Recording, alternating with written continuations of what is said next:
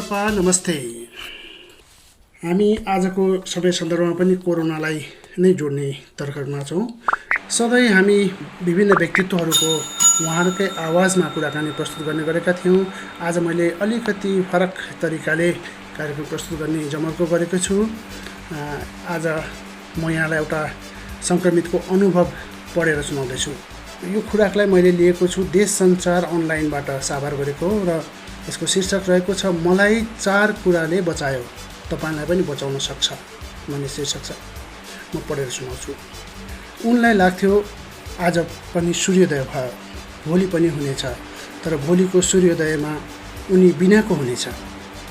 9 दिन अस्पतालको आइसियुको बेडमा सुतिरहेका उनी त्यो कालो रातमा यही कल्पना गर्थे। आफू बिनाको संसारको कल्पना गर्दै उनले त्यो रातलाई पनि जिते अनि उदाउँदै गरेको सूर्यलाई आफ्नै आँखाले निहाले। अहिले उनी सूर्योदयसँगै आँखा खोल्छन् अनि दिनको सुरुवात गर्छन्। 1 महिना भयो अस्पतालबाट डिस्चार्ज भएको। शिक्षण अस्पतालको आइसियुमा उपचाररत उनी मृत्युको मुखबाट बाँचेर आउलान् र पहिलेकै अवस्थामा फर्केलान् भनेर कमैले सोचेका थिए। उनी स्वयं पनि सोच्थे, म पनि लामो समय रहन्न, मृत्यु निश्चित रहेछ। कहिलेकाहीँ र कसरी त्यो कसैलाई पत्तो नहुने रहेछ। कहिले कहाँ र कसरी यो कसैलाई पत्तो नहुने रहेछ। उनी आफूले गरेको एक कुराको गहिराईमा डुबेर सोच्न थाले, मैले गर्न बाँकी के रहेछ। आफू कहिले निको हुन्छु होला भनेर पनि उनी आफूले गरेका राम्रा अनि नराम्रा कामहरूलाई निहाल्थे। उनलाई लाग्थ्यो मैले गर्न बाँकी केही रहेनछ अब, अनि आफैभित्र मुसुक्क मुस्कुराउँथे। जीवन अनि मृत्यु दोसाँधमा चलिरहेको थियो डाक्टर ज्ञानेन्द्र मानसिंह कार्कीको जिन्दगी। दिन प्रतिदिन अक्सिजनको मात्रा घटिरहेको थियो। कृत्रिम अक्सिजन दिइएको थियो। उनको उपचारका लागि अनेक उपायहरू अपनाइएका थिए। उपचारमा संलग्न चिकित्सकहरू स्वास्थ्यमा सुधार आउनुको साटो अझ धेरै स्वास्थ्य स्थिति खस्कँदै थियो। डाक्टर कार्कीको परिवार उनलाई बचाउनका लागि अनेक विधि अपनाउन तयार थिए। अन्य देशमा कुन उपचार विधि अपनाइएको छ उनीहरू इन्टरनेटमा यही खोजेर बस्थे। डाक्टर कार्कीले सोचेका थिएनन् कोरोना भाइरसको सङ्क्रमण देखिएपछि आफू यो स्थितिमा पुग्नु पर्ला। कसरी भयो सङ्क्रमण? कोरोना भाइरस सङ्क्रमणको जोखिम बढ्दै गएको भन्दै सरकारले देशभर लकडाउन गर्यो। तर एक चिकित्सक भएका कारण डाक्टर कार्कीलाई कुनै लकडाउनले असर गरेन। उनी आफ्नो काममा खटिरहे, बिरामीको सेवामा लागिरहे। डाक्टरी पेसा कामको चाप उस्तै हुन्छ। लकडाउन भए पनि बिरामीको चाप कम हुन सकेन। उनी हरेक बिरामीसँग कन्ट्याक्टमा आउनै पर्ने थियो। यसरी काम गर्न उनीको रहर सँगसँगै बाध्यता पनि थियो। डाक्टर कार्कीलाई लागिरहेको थियो म स्वस्थ छु। साउन 2 गते उनले एउटा सर्जरी गरे। भोलिपल्ट शनिबार थियो। हल्का रुगाखोकी लागे जस्तो भयो, ज्वरो आयो। उनलाई लाग्यो यो समय भनेको हेल्थ चेक गर्ने होइन। उनले छोरालाई भने के मौसमको बाजा बजे जस्तो भयो, एकपटक पिसिआर परीक्षण गरौँ है। डाक्टर कार्कीले पिसिआर परीक्षणका लागि नमुना दिए। उनलाई मनमा लागिरहेको थियो म सङ्क्रमित भइसकेँ। उनको परिवारले यो कुरा पत्याउन सकेन, किनभने 10 महिना अघि उनलाई उस्तै रुगाखोकी सँगै ज्वरो पनि आएको थियो। तर पनि रिपोर्टको प्रतीक्षा गरिरहे। मङ्गलबार उनको रिपोर्ट आयो पोजिटिभ। डाक्टर कार्कीको रिपोर्ट पोजिटिभ आएपछि नगरपालिकाले विराट अस्पताल सिल गर्यो, जसका कारण उनले एक्सरे गर्न पाएनन्। सङ्क्रमणले खासै क्षति नपुगेको हुन सक्ने भन्दै उनी होम आइसोलेसनमा बसे। साउन 9 गते अस्पताल खुलेपछि उनले एक्सरे गरे। एक्सरेको रिपोर्ट हेरेपछि उनले थाहा पाए सङ्क्रमणले फोक्सोमा धेरै असर गरिसकेको रहेछ। डाक्टर कार्की आफ्नो स्वास्थ्यमा जटिल समस्या देखिने सङ्केत पाएपछि धरान स्थित बीपी कोइराला स्वास्थ्य विज्ञान प्रतिष्ठानमा भर्ना भए। गम्भीर सङ्क्रमण। डाक्टर कार्की उमेरले 60 काटिसकेका छन्। उनलाई हल्का सुगर देखिएको छ।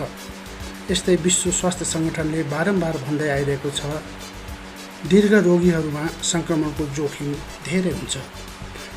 सङ्क्रमणले गम्भीर रूप लिन सक्छ। यस्ता व्यक्ति सचेत भएर बसौँ, घरमै बसौँ। अनि चिकित्सकले भन्ने गरेका छन्, रोग प्रतिरोधात्मक क्षमता बढी भएका व्यक्तिहरूलाई सङ्क्रमणको जोखिम कम हुन्छ। तर डाक्टर कार्की रोग प्रतिरोधात्मक क्षमता बढाउनुको साटो कम गरिरहेका थिए। हातमा एलर्जी भएका कारण उनी प्रतिरोधात्मक क्षमता कम गर्ने औषधिको प्रयोग गरिरहेका थिए, जुन उनका लागि घात बन्यो। उनले सावधानी अपनाउन भनेर नखोजेका होइनन्, तर पनि उनी सङ्क्रमित भए। सङ्क्रमित हुनुभन्दा 2 हप्ता अगाडि उनलाई लाग्यो, यो समय एलर्जीको औषधि प्रयोग गर्नु ठिक हुँदैन। उनले औषधि सेवन गर्न छाडे। सायद उनका लागि उक्त 2 हप्ता पर्याप्त भएन। उनी सङ्क्रमित भएरै छाडे। कसरी निको भए? आइसियुमा उपचारात डाक्टर कार्कीको अक्सिजन लिन सक्ने क्षमता कम हुँदै गयो। उपचारमा संलग्न चिकित्सकले अनेक उपाय लगाउन थाले। स्वास्थ्यमा सुधार हुने कुनै छाडकाट देखिएको थिएन। डाक्टर कार्कीको उपचारमा संलग्न चिकित्सक अनि उनको परिवारले जुक्ति निकाल्न थाले।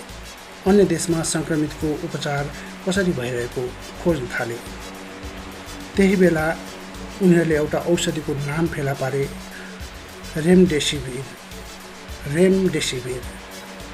तर यो औषधि नेपालमा उपलब्ध थिएन। नेपाल औषधि ल्याउनु डाक्टर कार्कीको परिवारलाई चुनौतीपूर्ण काम थियो। तर उनीहरूले हार मानेनन्। डाक्टर कार्कीसँग सल्लाह गरेर कसरी रेमडेसिभिर ल्याउन सकिन्छ। रेमडेसिभिर भारतमा पाइने भएका कारण डाक्टर कार्कीको परिवारलाई अझ केही सहज भयो। डाक्टर कार्कीले आफ्ना नजिकका साथी, चिनेका व्यक्तिहरू सबैको नाम भनिदिए। त्यसले गर्दा उनको परिवारलाई सम्पर्क गर्न सजिलो भयो। उनको परिवारले भारतको दिल्ली, चेन्नई, कलकत्ता, मुम्बई सम्पर्क गरे। उनले भने औषधि ब्ल्याकमा ल्याउनु पर्ने रहेछ। जे होस्, मेरो परिवारले रातारात औषधि मगायो। प्लेन चार्टर गरेर औषधि विराटनगर ल्याइयो। विराटनगरबाट फेरि काठमाडौँ ल्याइयो। सङ्क्रमणका कारण फोक्सो धेरै खराब भइसकेका कारण उनको उपचारमा समस्या देखिने भएपछि भोलिपल्ट बिहानै हेलिकप्टर मार्फत महाराजगञ्ज स्थित शिक्षण अस्पतालमा भर्ना भए। उनको उपचार सुरु गरियो, तर स्वास्थ्य स्थिति खस्कँदै गएपछि उनलाई आइसियुमा राखेर उपचार सुरु गरियो। त्यो बेला 45,000 देखि 50,000 रुपियाँ खर्च गरेर डाक्टर कार्कीको उपचारका लागि भारतबाट रेमडेसिभिर औषधि ल्याइएको डाक्टर कार्कीले बताए। रेमडेसिभिर औषधि 8 भाइल चलाएपछि डाक्टर कार्कीले 5 दिनमा रेस्पोन्स गरेका थिए। उनले भने, मलाई भेन्टिलेटरमा भने राखिएन, तर भेन्टिलेटरमा पुग्ने स्थितिमा भने पुगिसकेको थिए। भेन्टिलेटरमा पुगेपछि बिरामी बाहिर निस्कने सम्भावना एकदमै न्यून हुन्छ। रेमडेसिभिर पछि उनको परिवारले आफ्नो अर्को विकल्प खोजे, कन्भलेसेन्ट प्लाज्मा थेरापी। डाक्टर कार्कीको परिवारले सङ्क्रमण भएर निको भएका व्यक्ति 26 वर्षीय युवकलाई भेटे। उनले डाक्टर कार्कीका लागि रगत दिए। डाक्टरले उक्त रगतबाट प्लाज्मा छुट्याएर र डाक्टर कार्कीलाई चढाए। उनी कृतज्ञ छन् उनीप्रति जसले उनलाई प्लाज्मा दिएका थिए। उनलाई रेमडेसिभिरले निको बनायो वा प्लाज्मा थेरापीले उनी ठ्याक्कै यही उपचार विधिले निको भयो भनेर भन्न सक्दैनन्। उनी भन्छन्, म कुनै एउटा तन्त्र इलाज, एउटा दबाईले निको भएको पटक्कै होइन होला। त्यसमा सबैभन्दा ठुलो भूमिका भनेकै प्रभुप्रतिको अगाध विश्वास हो। म यसलाई भगवान कृपा भन्छु। अनि मेरा लागि हजारौँ मान्छेले प्रार्थना गरेका थिए। मेरा लागि दिनरात खटेका डाक्टर, नर्स लगायत सम्पूर्ण स्वास्थ्य कर्मीहरूको मेहनत अन्त्यमा दबाई, यी 4 चिजको सम्मिश्रणबाट म निको भएको हुँ र मलाई लाग्छ जुनसुकै व्यक्तिलाई पनि निको हुनु त्यही सम्मिश्रणको जरुरत छ। उनले थपे। अर्थात् प्रभुप्रतिको अपार विश्वास, सरिदेहहरूको प्रार्थना, स्वास्थ्य कर्मीहरूको मेहनत र औषधि। डाक्टर कार्कीको अनुभवमा यी 4ले सङ्क्रमित बस्न सक्छन्। उनले आफूलाई निको हुन मद्दत पुर्याउने सम्पूर्ण व्यक्तिहरूलाई आभार प्रकट गरे।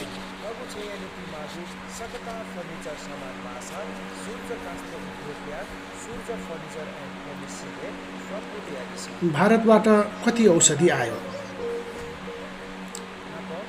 भारतबाट 5,600 रुपियाँ पर्ने रेमडेसिभिर औषधि डाक्टर कार्कीले 45,000 देखि 50,000मा आफ्नो उपचारका लागि ल्याए। उनलाई औषधि भारतका विभिन्न सहरहरूबाट आएका थिए। डाक्टर कार्कीलाई 8 भाइल प्रयोग गरिएको थियो। भारतबाट मगाएको रेमडेसिभिरले डाक्टर कार्कीसँगै अन्य बिरामीको समेत ज्यान बचाएको छ। डाक्टर कार्कीले करिब 100 भाइल रेमडेसिभिर आफू जस्तै गम्भीर सङ्क्रमितहरूलाई आफूलाई परेकै मूल्यमा दिएको बताए।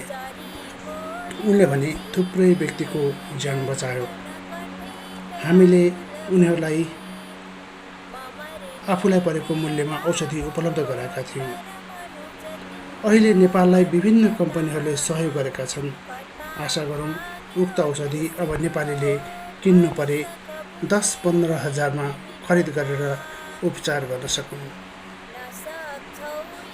अहिले पनि उनलाई औषधि दिनु पर्यो भन्दै फोन आउने गरेको उनी बताउँछन्।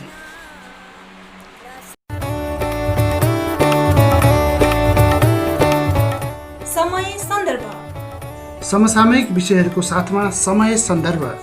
जनस्वास्थ्य, शिक्षा तथा आम नागरिकका ताजा विषयवस्तु समेटेर तयार पारिने समय सन्दर्भ। अब अर्को चरणमा यो सोचाइमा परिवर्तन कसरी आयो? सङ्क्रमित डाक्टर हुनुहुन्थ्यो डाक्टर कार्की, उहाँको सोचाइमा कसरी परिवर्तन आयो त? त्यो बारेमा म एकैछिन यहाँलाई बताउँछु। सङ्क्रमित भइसकेपछि आफ्नो मात्र नभएर सङ्क्रमित भएका अन्य व्यक्तिको सोचमा पनि परिवर्तन आउने गरेको उनले बताए। उनले भने सतर्क त पहिला नै थियौँ र अहिले पनि छँदैछौँ। भिडभाडमा कम गइन्छ, मास्कको प्रयोग गरिन्छ, अब एकअर्का बीच दूरी कायम गरिन्छ, साबुन पानीले हात धोइरहन्छ। मास्क लगाउने, दूरी कायम गर्ने, साबुन पानीले हात धुने काम सङ्क्रमण हुनुभन्दा अगाडि नै गरिरहेका छौँ। निको भएर घर फर्किएका उनी अहिले पनि यस्ता सावधानी कडाइका साथ अपनाइरहेका छन्। उनले भने निको भइसकेपछि खासै लामो समयसम्म असर गर्दैन भन्ने गरिन्छ। केही वर्षसम्म रिइन्फेक्सन हुँदैन भन्ने धारणा छ, तर कसैलाई रिइन्फेक्सन भएको भन्ने कुरा पनि सुन्नमा आइरहेको छ। डाक्टर कार्कीका अनुसार यो भाइरससँग नयाँ भएको हुनाले, भाइरस आफैमा पनि क्षुद्र हुने हुनाले यसले यति छिटो आफ्ना गुणहरूलाई परिवर्तन गर्छ भन्नै सकिँदैन। त्यही भएर prevention is better than care. एकपटक बिरामी भइसकेपछि अझ धेरै सजग हुने उनले बताए। रिपोर्ट पोजिटिभ आएपछि परीक्षणका लागि नमुना दिएका उनी बारम्बार श्रीमती छोरालाई भन्ने गरेका थिए, म सङ्क्रमित भइसकेँ जस्तो छ, तिमीहरू दूरी कायम गरेर बस। तर श्रीमती र छोराले उनलाई टेरेनन्। उल्टै उनीहरूले जवाफ दिए, यसै पनि हामी तपाईँसँग कन्ट्याक्टमा आइसकेका छौँ, तपाईँलाई पोजिटिभ भए हामी पनि हुन्छौँ। पिसिआर परीक्षणका स्वाब दिएर रिपोर्ट कुरेर बसिरहेका डाक्टर कार्की घरमै बसिरहेका थिए। डाक्टर कार्कीलाई खबर आयो, तपाईँको रिपोर्ट पोजिटिभ आएको छ। आफू पोजिटिभ भएको खबर सुन्ने बित्तिकै डाक्टर कार्कीको होस हवास हुँदै शरीर हावामा तैरिए जस्तो भयो। उनले भने, एक दिन सङ्क्रमित कसो नभइएला र भन्ने त मनमा थियो, तर यति चाँडो मैले सोचेको थिइनँ। रिपोर्ट पोजिटिभ छ भन्ने सुन्ने बित्तिकै मुटु सिरिङ्ग भयो। प्लेनमा चढेको बेला प्लेन बादल माथिबाट तल झर्दा मन सिरिङ्ग हुन्छ, शरीर चिसो हुन्छ, हो ठ्याक्कै त्यस्तै भयो। मुटुको चाल बढी पनि आफूलाई डह्रो बनाए। आफू सङ्क्रमित भएको खबर श्रीमती र छोरालाई सुनाए। सङ्क्रमित भएको कुरा सुनेर उनीहरूको मुखमा कुनै परिवर्तन आएन। सङ्क्रमण भएको थाहा पाएपछि समेत उनीहरू पहिलेकै जस्तो व्यवहार गरिरहे, दूरी कायम गरेनन्। डाक्टर कार्कीले श्रीमती र छोरालाई सम्झाए, दूरी कायम नगरे पनि तिमीहरू आमा छोराले मास्क त लगाइदेऊ। जे होस्, यो कुरा भने उनीहरूले माने र मास्क लगाउन थाले। डाक्टर कार्कीलाई परिवारले हौसला दिइरहे। सङ्क्रमणका बारेमा जतिसुकै ज्ञानहुनका कुरा गरे पनि एकपटक मनमा डर पलाउने उनी बताउँछन्। उनले भने, भयभीत भइरहँदो रहेछ। चाहे जस्तो सुकै व्यक्ति किन नहोस्, मनमा एक प्रकारको डर पलाउँदो रहेछ। तर बिस्तारै त्यही डरसँग बाँच्न सकिँदो रहेछ। अनि उनले आफूलाई बलियो बनाउँदै लैजान सकिन्छ। उनले मुस्कुराउँदै भने, अहिले निको भएपछि मैले यस्तो भन्न सकिरहेको छु। त्यो समयमा त मलाई डर पनि लागेको थियो। म पनि भिडबाट खसे जस्तै भएको थिएँ। सत्यता र भ्रम। कोरोना भाइरसको सङ्क्रमण भएका 97% व्यक्तिलाई कुनै औषधिको जरुरत पर्दैन। कोरोना भाइरसको सबैभन्दा उत्तम पक्ष भनेको यही हो। 95 देखि 78% सङ्क्रमितलाई सामान्य सिटामोल अनि आवश्यक परेको खण्डमा साधारण एन्टिबायोटिक्स चलाउनु पर्ने हुनसक्छ, डाक्टर कार्कीले भने। पछिल्लो समय सङ्क्रमणबाट बस्नका लागि आयुर्वेदिक औषधि, बेसार पानी, गुर्जो प्रयोग गर्नु भन्ने गरेको पाइन्छ। त्यस्ता कुराहरू मानिसले आफ्नो दैनिक जीवनमा प्रयोग गर्ने भएका कारण सङ्क्रमणबाट बस्नका लागि कुनै फाइदा नपुर्याए पनि स्वास्थ्यमा असर नपुर्याउने डाक्टर कार्कीले बताए। उनले भने, यी कुराले फाइदा गरेनन् भने पनि बेफाइदा गर्दैनन्। परापूर्वकालदेखि नै यो चलिआएको हो। यसले फाइदै गर्छ। तर यी प्रयोग गरेर निको भइन्छ वा सङ्क्रमणबाट बच्न सकिन्छ भनेर कृपया कसैले पनि नभनिदिनुहोला। सङ्क्रमित भइसकेपछि ठ्याक्कै कसैलाई के भइदिन्छ कसैलाई थाहा हुँदैन। उनका अनुसार हामी 98% सुरक्षित छौँ भन्ने किन डराउने, किन हात्तिने। उनले भने, 2% व्यक्तिको प्लान सर्जरी गर्दा पनि कहिलेकाहीँ हामी उनीहरूलाई गुमाउँछौँ। त्यसैले हामीले यो बुझ्नु जरुरी छ, कोरोना भाइरसको सङ्क्रमणले मात्रै मानिसहरूको मृत्यु नहुँदो रहेछ। नेपालमा मृत्यु भएका धेरैजसो व्यक्तिहरूमा सङ्क्रमणभन्दा अगाडि अन्य रोग भएका कारण हरेक मृत्युलाई कोरोना भाइरससँग जोडेर नहेर्न उनले सबैलाई आग्रह गरेका छन्। डाक्टर कार्कीका अनुसार कोरोना भाइरस भन्ने बित्तिकै डराउनु पर्दैन, तर अचेल भने भइरहनुपर्छ, तर सचेत भने भइरहनुपर्छ। सधैँ सकारात्मक कुराहरू साँच्नुपर्छ। सङ्क्रमणका बारेमा लेखिएका सकारात्मक लेख र समाचारहरू पढ्नुपर्छ। कोरोना भाइरसलाई कहिले पनि मजाको रूपमा लिन नहुने उनी बताउँछन्। भाइरस आफैमा दुष्ट हुन्छ, उनले भने। मैले आज यो कार्यक्रममा समावेश गरेको यो खुराक मैले मैले एउटा अनलाइनबाट साभार गरेको हुँ र एकैछिन सामाजिक विश्राम हामी यो व्यापारिक विश्राम लिएपछि फेरि अलिकति पढेर यहाँहरूलाई सुनाउँछु। यो पक्कै पनि ज्ञानवर्धक छ भन्ने मैले आशा गरेर यो सामग्री प्रस्तुत गर्ने जमर्को गरेँ। कृपया सुन्नुहोला।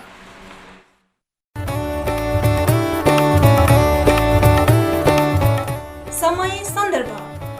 समसामयिक विषयहरूको साथमा समय सन्दर्भ। जनस्वास्थ्य, शिक्षा तथा आम नागरिकका ताजा विषयवस्तु समेटेर तयार पारिने समय सन्दर्भ। कस्तो सावधानी अपनाउने? रोग लाग्नुभन्दा रोग लाग्न नदिनुलाई नै उत्तम मानिन्छ उनले भने। सबैका लागि यो भनाइ लागू हुन्छ। प्रसुति तथा स्त्रीरोग विशेषज्ञ भएका कारण उनले गर्भवती अझ बढी सजग हुनुपर्ने बताए। उनले भने जो गर्भवती हुनुहुन्छ उहाँहरू पहिला जस्तो अवस्थामा चेक जाँचका लागि पटक पटक अस्पताल नजानुहोस्। अहिले सबै अस्पतालले आफ्नो अनलाइन सर्भिस दिइरहेका छन्। चिकित्सकहरूसँग सम्पर्कमा रहनुहोस्। एकपटक अस्पताल पुगेर जाँच गराउनुहोस्। त्यसपछि केही समयपछि चिकित्सकले आफैले बोलाउनेछन्। यो कुरालाई ध्यानमा राख्न जरुरी छ। यो बेला कसैले पनि बच्चाको प्लान गर्दै हुनुहुन्छ भने यसलाई केही समय पोस्टपोन गर्नुहोस् वा गर्भनिरोधक साधनहरू प्रयोग गर्नुहोस्। उनका अनुसार सङ्क्रमणबाट जोगिने सबैभन्दा उत्तम उपाय भनेकै दूरी कायम गर्ने हो। भिडभाडमा नजाने, मास्कको प्रयोग गर्ने, पटक पटक साबुन पानीले राम्रोसँग हात धुने। स्वास्थ्यमा कुनै प्रकारको साह्रो गाह्रो भएको खण्डमा घरमा नबसी अस्पताल पुगिहाल्नुपर्छ, डाक्टर कार्कीले थपे। कुनै पनि व्यक्ति मलाई केही हुँदैन भन्ने भावना मनमा राख्नु नहुने उनी बताउँछन्।